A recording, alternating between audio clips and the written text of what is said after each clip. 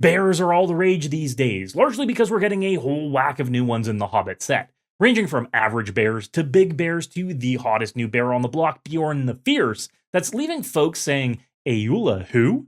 And it's left me asking the question, what does one bear deck look like across all 5 brackets? Can we make a bracket 1 bear deck? And is it even possible to make a bracket 5 CEDH bear deck?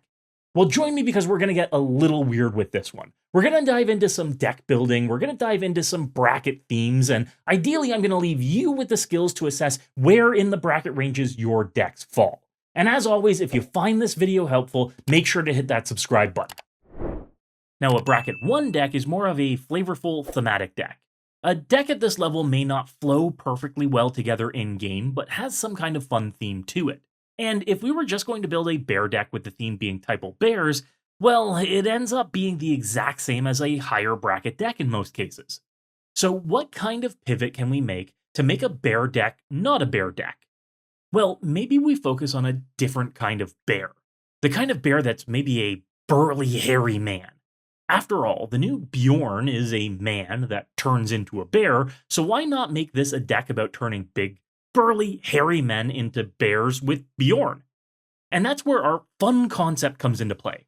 Our bracket 1 bear deck will still have bears like Werebear. After all, that's a man that turns into a bear. And it'll have Bearscape, especially the version with the Pride art, but what else are we putting into it? This is where we can look at Scryfall's Tagger tool. This tool is an offshoot of Scryfall that helps search art rather than card text, and is incredibly useful for finding thematic additions to decks. I use this extensively when building my tentacle theme deck once upon a time. This gives us big dudes like Tyvar in all flavors, along with some stuff you've never heard of that fits our theme, like Acharka Beastbreaker, Backwoods Survivalist, or Beastbreaker of Balagad. How about the appropriately named Burly Breaker, Circle of the Moon Druid, or Humble Budoka as examples of big strong guys in art? And you better believe Serac the Huntcaller belongs in a brew at this level. Or we could even extend this bear not bear theme to include Bearer of Memory, Cyst Bearer, and Fin the Fang Bearer in a deck that's a bear deck by association rather than direct correlation. Our spells could even be bear themed with Bear Umbra and Awaken the Bear to keep on theme but not have a strong gameplay association between cards, but a strong thematic association between cards. See, the point at bracket 1 isn't to make the strongest deck. It's to make a deck that tells a story, that has a theme, and is played to show off as much as it is to try and take your opponents out. That's why this tier is called the Exhibition tier. It's a deck as performance art rather than as a game piece, if that makes sense. So this deck is about big burly men caring about big burly men and turning them into bears. Get the joke? Turning bears into bears? It's funny. Now, when we get to bracket 2, we start to get into what we would more traditionally think of as a bear typal deck. This is still a bit powered down though, so instead of this being a deck that contains air quotes bear, this is a deck that contains real 4-legged creature bears.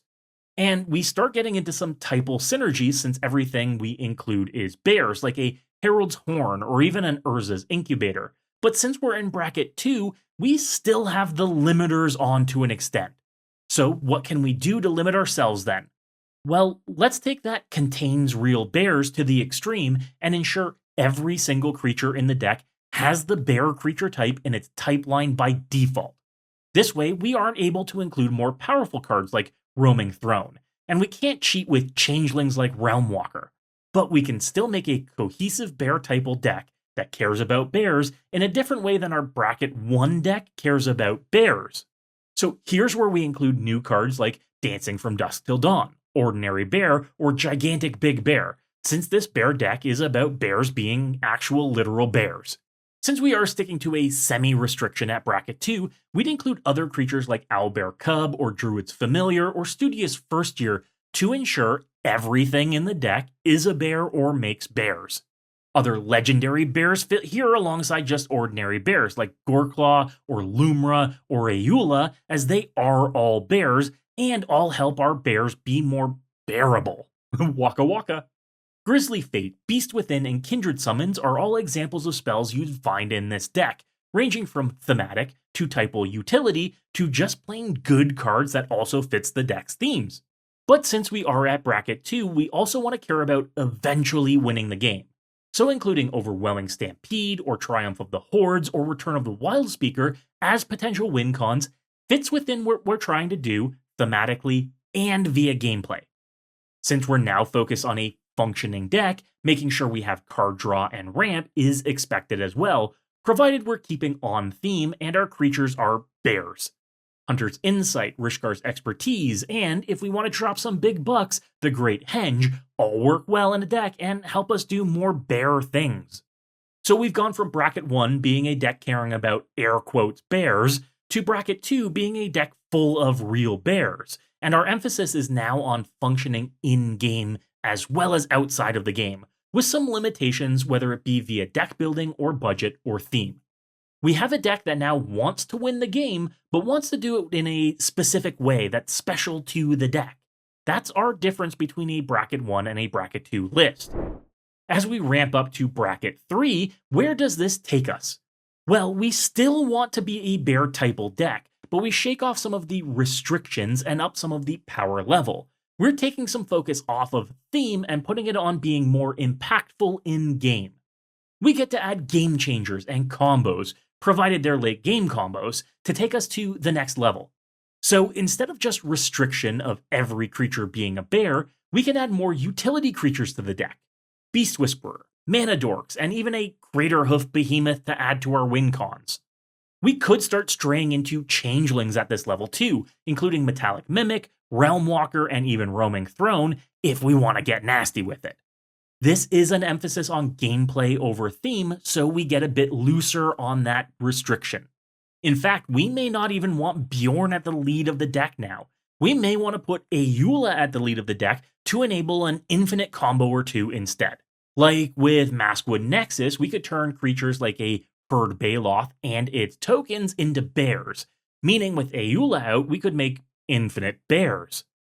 Since the Baloth entering as a bear, thanks to Maskwood Nexus, triggers Ayula, she can put 2 counters on the Baloth. That triggers the Baloth, making a beast that is also a bear, triggering Ayula to put counters on the Baloth and make you an infinite army of bears and an infinitely large Baloth. Since this is a 3-piece combo, with a piece that's not easy to tutor up in the artifact Maskwood Nexus, and needs a 5-mana creature to work, this can totally fit firmly in the bracket 3 restrictions, provided we don't over-optimize for getting our pieces in hand. And that's where we can start being wise with our game changers. We don't want to be too fast or too consistent. So if we only get 3 game changers, let's opt to not include tutors like Worldly Tutor or Natural Order. We could still include tutors like Court of Calling, Finale of Devastation, or Nature's Rhythm though. We do have to pay mana for these, even though we can ramp well in green, they still mean that we're putting this combo off to turn 6+. We could include game changers like Ancient Tomb in this deck, though, to ramp us a bit faster. And if you have a spare Gaia's Cradle around, this is a great spot for it. But we'd also want non-game changer lands like Nykthos Shrine to Nyx and Three Tree City as well, getting us more and more mana faster and faster in a deck like this. See, we've shifted from a deck that tells a story to a deck that plays the game to a deck that wants to win the game. The differences are now that we're building the deck with the intention of winning the game eventually. Not as soon as possible, but eventually. We want to have a game long enough that everyone's decks can do the thing, including ours, and we have ways to end the game on the spot if things go too long. Look, even I don't want a 3-hour game of Commander. But the difference between bracket 2 and bracket 3 may be subtle to some. Looking at it this way makes it very clear where that line is. It's the difference between doing something and doing something intentionally. Now, here's where most folks struggle with differentiation. Bracket 3 versus bracket 4. Apart from removing the limitation on the number of game changers, what's the difference here? Well, it's focus and prioritization. In bracket 3, we build a deck that's good enough to win. In bracket 4, we build a deck that's trying to win. Rather than being a bear deck, we become a deck that is using bears. This is the kind of deck where we use our Ayula combo from bracket 3, but add more redundancy and efficiency. Now we can also include aristocrat combos with persist creatures and altars to go infinite. If everything's a bear, we can sacrifice a persist creature to an altar, have it re-enter, put counters on it thanks to a Eula, negating the -1/-1 counter on it, and sacrifice it again. Infinitely. 70,000 times, for whatever effect we want from mana generating to infinitely milling our opponents. Or maybe we make this a Lumra deck, where it's more landfall oriented. We use infinite combos with Lumra to make copies of Lumra with Mirror Pool. As long as we can sacrifice lands in response, and as long as lands are entering untapped, we can do this infinitely, for billions of life gained, landfall triggers, enters triggers, dies triggers, all of it. Or we just include efficient mono-green combos in the list, like Herd Baloth or Scurry Oak and Ivy Lane Denizen, to make us an army of 37,409 creatures to just crush our opponents. Now, we can include all of the tutors like Sylvan Tutor, Worldly Tutor, and Natural Order to make this as streamlined as possible to find what we want. Because at Bracket 4, the goal is winning the game. We want to do it with style, and we may not be aimed at being the fastest or most expensive, but our intent is to win the game. Oftentimes out of nowhere, with a combo that simply ends the game, trying to outpace your opponents. We are more cutthroat at this level. You get to experience effects like locks on the game state at this bracket, 2-card infinite combos that can win on turns 3 or 4, and generally faster, more powerful gameplay. Our bear deck has become a deck that may or may not use bears, but at least contains bears and is headed up by a bear. It's not about bears. Bears are just involved. Our 99 may only include 1 to 2 other bears. Maybe. But we can call it a bear deck because our commander is a bear, and we use that bear to win our game with a combo. We get a lot looser with that definition the higher in brackets we go, because it becomes more about gameplay and less about the deck. More about the pilot and the intent during the game than the deck and the intent during deck building. So then that brings us to our biggest head scratcher. Chris, how do we make a Bracket 5 CEDH bear deck? And I think this is where we loop all the way back around. We've built a deck that uses bears, a deck that focuses on bears, a deck that's all bears, and a deck that's conceptually bears. And it's that conceptually bears part that CEDH would focus on. And a bear deck at this bracket should be a hate bear deck. A hate bear is a small, usually 2-mana creature that introduces some kind of stacks element to the game. These aren't bears as printed, these are bears as a game term. This is a Thalia and Collector Oof and Grand Abolisher. Bears in concept, not actual bears. It is the concept of a hate bear that carries us here. Archivist of Ogma is a hate bear, for instance. Hushbringer is a hate bear, hating on enters effects. Drannith Magistrate is absolutely a hate bear, preventing opponents from casting their commanders, or anything else from anywhere other than their hands. And since at Bracket 5 the emphasis is on gameplay and winning the game as quickly as possible, we include all of the fast mana, all of the game changers, and as many combos as possible. If we're now looking at this as a green-white deck, we can put Jennifer Walters at the lead, since she can become both Hate Bear or WinCon whenever we need it. And back the deck full of busted combos like making infinite mana on turn 2 with a Devoted Druid and Swift Reconfiguration, pumping all of that mana into a Walking Ballista to win the game. Or we can create a lock on the game with any number of indestructible creatures or creatures that prevent damage to themselves like a Stuffy Doll, Anti-Venom, or Vigor, combined with any card that redirects damage from you to them like a Pariah or Pariah Shield, giving you either a lock on taking damage or a way to end the game by not taking damage. We basically want to take the sickest, fastest 2-card combos and layer them into this deck. We use Hate Bears as a concept to slow the game down long enough for us to find our pieces and prevent our opponents from winning. Then bust out an infinite game-winning combo on our turn when our opponents can't interact with us.